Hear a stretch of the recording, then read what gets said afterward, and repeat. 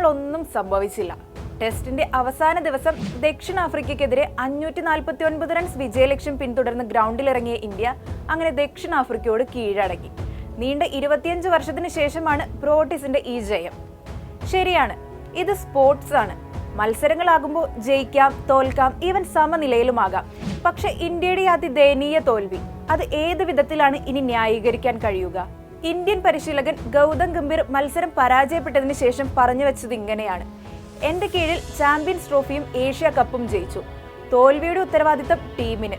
Test പരമ്പരയ്ക്ക് മതിയായ സമയം കിട്ടിയില്ല. തന്റെ ഭാവി BCCI തീരുമാനിക്കട്ടെ എന്നും തന്റെ കീഴിൽ തന്നെയാണ് ഇംഗ്ലണ്ടിൽ ടീം നന്നായി കളിച്ചതെന്നും അദ്ദേഹം കൂട്ടിച്ചേർത്തു. ഗുവാഹത്തിയിൽ നടന്ന രണ്ടാം ടെസ്റ്റിൽ ഇന്ത്യയുടെ തോൽവി 408 റൺസിനായിരുന്നു. അതിലൂടെ പ്രോട്ടി സ്വന്തമാക്കിയത് 1/4 നൂറ്റാണ്ടിനിടെ ഇന്ത്യൻ മണ്ണിലെ ആദ്യ ടെസ്റ്റ് പരമ്പര. ദക്ഷിണാഫ്രിക്കൻ ബൌളിംഗിന് മുന്നിൽ ഒന്ന് പൊരുതി നിൽക്കാൻ പോലും ഇന്ത്യൻ ബാറ്റർമാർക്ക് കഴിഞ്ഞിരുന്നില്ല. കുൽദീപ് യാദവിന്റെ വിക്കറ്റാണ് ഇന്ത്യക്ക് ആദ്യം നഷ്ടമായത്. ധ്രുവ് ജൂറൽ ആകട്ടെ വന്ന പോലെ തന്നെ മടങ്ങി. പന്തിനെയും ഹാർമർ മാർക്കത്തിന്റെ കൈകളിൽ എത്തിച്ചതോടെ ഇന്ത്യ ആകെ തകർന്നു.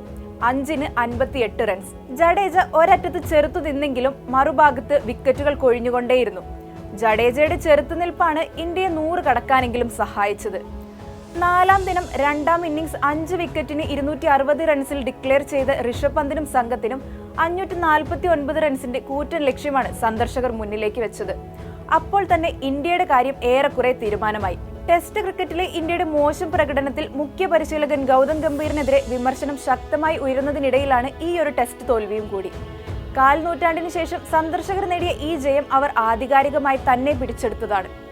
ഇതോടെ ഗംഭീറിനെതിരെ ഉണ്ടായിരുന്ന വിമർശനങ്ങൾ അദ്ദേഹത്തെ പരിശീലക സ്ഥാനത്ത് നിന്ന് പുറത്താക്കണമെന്ന ആവശ്യത്തിൽ വരെ എത്തി നിൽക്കുന്നു. റൺസിന്റെ കണക്കെടുത്താൽ ഇന്ത്യയുടെ ഏറ്റവും വലിയ ടെസ്റ്റ് തോൽവിയാണ് ഗുവാഹത്തിയിലേത്. ബംഗ്ലാദേശിനെതിരെ നാട്ടിൽ പരമ്പര ജയിച്ചു തുടങ്ങിയ ഇന്ത്യ ന്യൂസിലൻഡിന് മുന്നിൽ 3-0 പരമ്പര തോറ്റു. പിന്നാലെ ഓസ്ട്രേലിയയോട് അവരുടെ നാട്ടിൽ 3-1 തോറ്റു.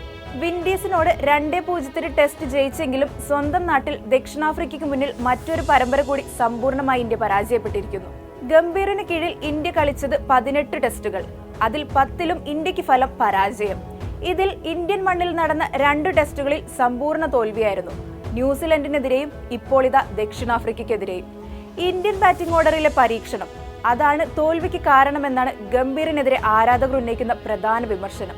ആദ്യ 3 നമ്പറുകൾ മാറ്റി നിർത്തിയാൽ ബാക്കിയുള്ള നമ്പറുകളിലെല്ലാം ഓരോ ഇന്നിംഗ്സിലും വ്യത്യസ്ത താരങ്ങളെയാണ് ബാറ്റിംഗിനായി കളത്തിലിറക്കുന്നത്.